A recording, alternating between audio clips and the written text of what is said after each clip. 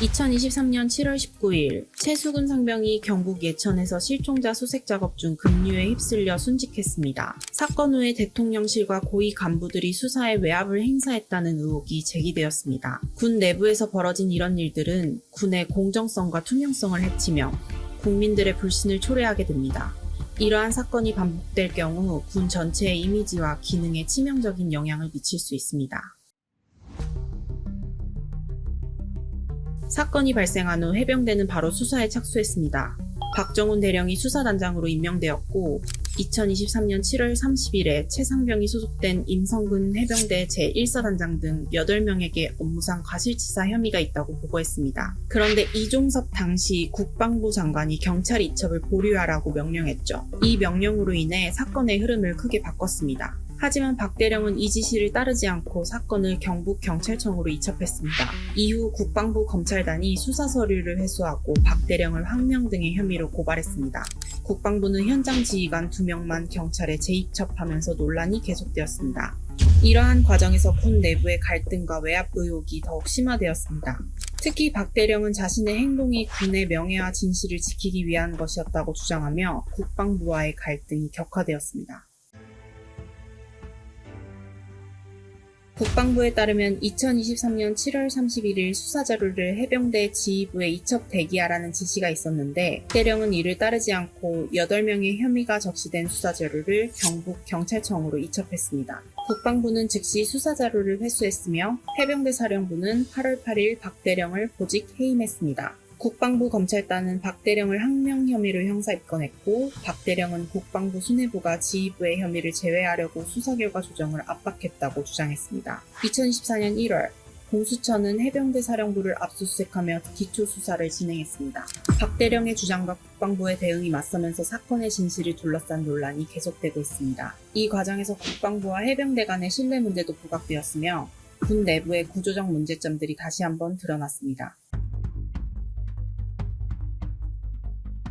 2024년 5월 2일 국회는 최상병 특검법을 통과시켰으나 윤석열 대통령은 거부권을 행사했습니다. 대통령의 거부권 행사로 인해 법안은 국회로 다시 돌아왔고 5월 28일 제2결 시도에서도 부결되면서 21대 국회에서 자동 폐기되었습니다. 윤석열 대통령은 특검법이 불필요한 정치적 논란을 초래할 수 있다고 주장했지만 이는 외압 의혹을 덮기 위한 시도라는 비판이 일고 있습니다. 대통령실에서 외압을 넣은 것이 아닌지 의심되는 상황에서 국민들의 더 큰 불신을 느끼고 있습니다. 2023년 9월 민주당은 국방부 장관 탄핵을 철회하고 특검 도입을 추진하기로 결정했습니다. 이는 최상병 사건의 진상규명을 위해 필요한 조치로 국방부 고위 간부들이 수사에 외압을 행사했다는 의혹을 규명하기 위함입니다. 민주당은 이 사건의 문제를 철저히 파헤치고 다시는 이런 일이 반복되지 않도록 강력한 조치를 취할 것을 다짐하고 있습니다.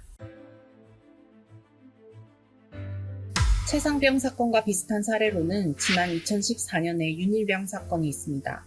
윤일병은 지난 2014년 4월 경기도 연천군의 한 부대에서 상급자들로부터 지속적인 구타와 가혹행위를 당해 사망했습니다. 사건 초기에는 군이 윤일병의 사망 원인을 질식사로 발표했지만 나중에는 가혹행위와 구타로 인한 사망으로 판명되었습니다.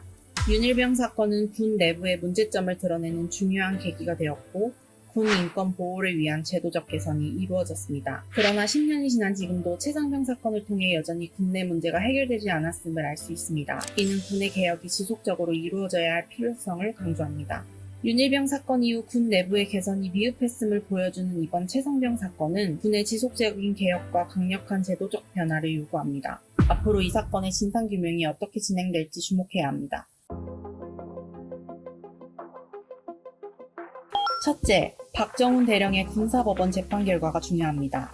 재판 결과에 따라 박 대령의 주장이 법적으로 인정받을지 아니면 국방부의 결정이 옳았는지가 판가름 날 것입니다. 둘째, 공수처의 수사가 어떻게 전개될지도 중요한 관전 포인트입니다. 공수처가 얼마나 철저하게 수사를 진행할지 그리고 대통령실과 국방부 간부들의 역할이 무엇이었는지를 밝혀낼 수 있을지 주목해야 합니다. 셋째, 특검 도입이 국회 본회의를 통과했는데 이번에도 또 윤석열 대통령이 거부권을 또다시 행사할 것인지가 중요한 관건입니다. 마지막으로 국방부와 군 내부의 개혁이 이 사건을 통해 어떻게 이루어질지 주의 깊게 살펴봐야 합니다. 이번 사건은 단순히 군 내부의 문제로 끝나지 않고 전체적인 군 개혁의 방향성과 국민의 신뢰 회복에 중요한 역할을 할 것입니다. 군대의 투명성과 책임성을 높이기 위한 지속적인 노력이 필요합니다.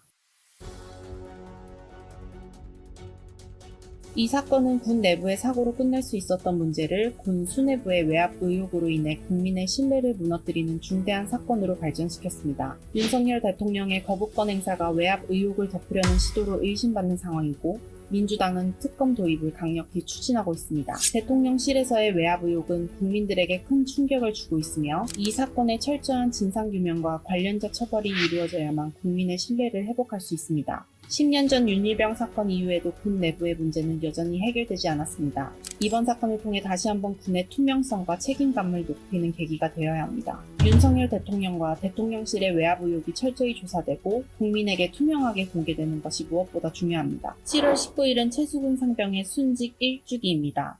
다시 한번 최수근 상병의 명복을 빕니다.